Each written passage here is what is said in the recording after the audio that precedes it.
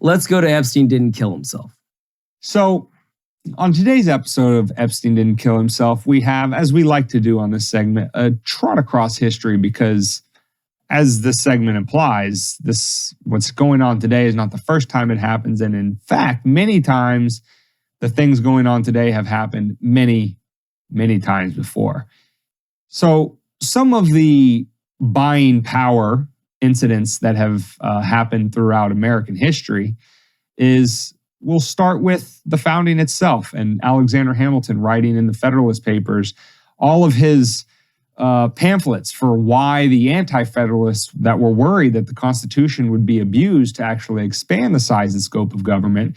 And he wrote very eloquently how that wouldn't happen because the Constitution meant X. Well, after he spent all of that ink telling you exactly what the Constitution meant when it was ratified, he pretty much used it for exactly what the anti-federalists were afraid of. So in real buying sense or buying power sense, he lied to the American people to get them to pass something that he had every intention of abusing down the road. Let's fast forward to World War I and Woodrow Wilson. After his first term and keeping America out of World War I, he ran and campaigned on keeping us out of World War I, only to get reelected and then immediately getting us involved in World War I. Fast forward a couple decades, you have LBJ and his Great Society. And there is a quote that floats around. I don't know how verified it's been, but he said something to the effect of, with reference to his Great Society programs, that if we pass this, we'll have his words, inwards voting for us for the next 100 years. And then finally, we have George H.W. Bush when he is elected in 1988. And he says, read my lips, no new taxes. And then proceeded throughout his term to sign into law tax increases. And then fast forward to your high school prom date saying that he's just going to stick the tip in just for a second, just to see how it feels. And that's all he's going to do. And 9 months later. Anyway. David and I were born. No.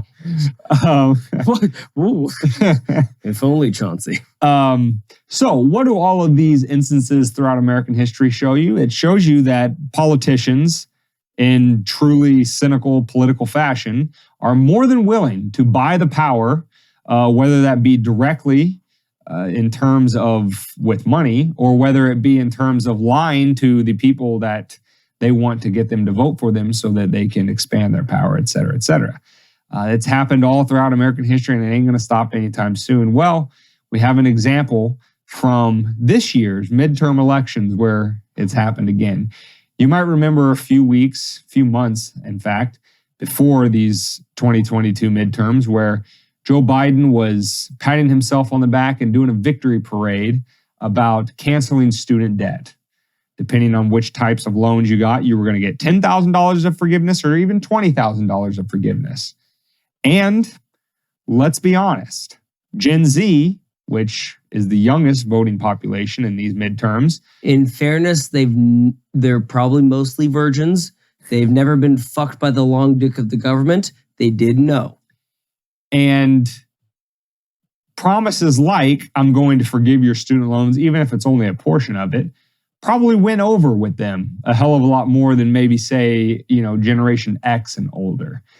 And I think, what do we talk about on episode 121? It was something like Gen Z voted for Democrats like 63%. It was an astronomical amount.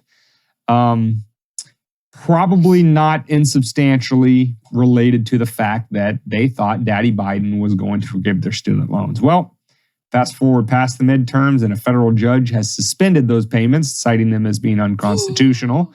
And guess what? For right now, ain't nobody getting their student loans forgiven. You been had, Gen Z, and everybody else who, if that played into your decision making, you've been bamboozled. You done gone and messed up, Aaron.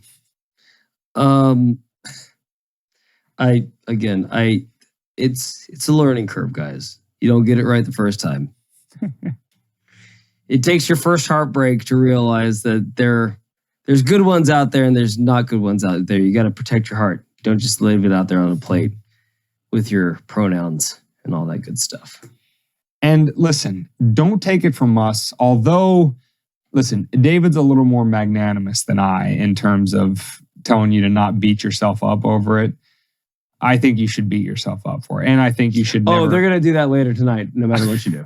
I At think that age, Dane, you have to before you go to bed. Or otherwise, you're just going to be a cauldron of emotional hormones that just run around telling people that, it's your body, your choice. And I think that if you are that historically illiterate, and again, yes, I used a lot of points from American history that none of you were alive for. I get that. But even if you're only 18 or 24 or 25, whatever the case may be, to be very specific in the words of the current sitting vice president, if you're 18 to 24, there are things that have happened in your life that should make your ears perk up when the government says, I'm here to help, and that maybe that's bullshit. And so if you voted based on that policy or any other, thinking that they were actually going to help you, I mean, you would fail an IQ test that I would like to see instituted that people would need to pass in order to be able to vote. But, I'm not king. I can't make that a rule. I think you should probably sit the next couple elections out, though, until you wise up a little bit. And in case you think we're making things up, Dane, would you like to play a clip of exactly what they think about you after they've got your vote? That's right. Exactly what I believe when she said this, she was not vice president then. I don't remember what year she said this, but this is what your vice president has to say about you, 18 to 24-year-olds. What's the other thing we know about this population? And it's a specific phase of life. Remember, age is more than a chronological fact. What else do we know about this population, 18 through 24? They are stupid. That is why we put them in dormitories. And they have a resident assistant. They make really bad decisions. Really bad decisions. Listen, I gotta say, for once I agree with Kamala Harris. Not on them being stupid, but on them making really bad decisions. Cite their votes in the 2022 midterms. Not saying that Republicans are, the bee's knees and that you should have voted for them. I'm just saying that, okay, I've said enough. You're killing my jokes right now. You're killing my segment. This was supposed to be my time. Listen, I wanted to prove that I can be nice too and agree with Kamala All Harris. I'm saying is that it's... Sorry.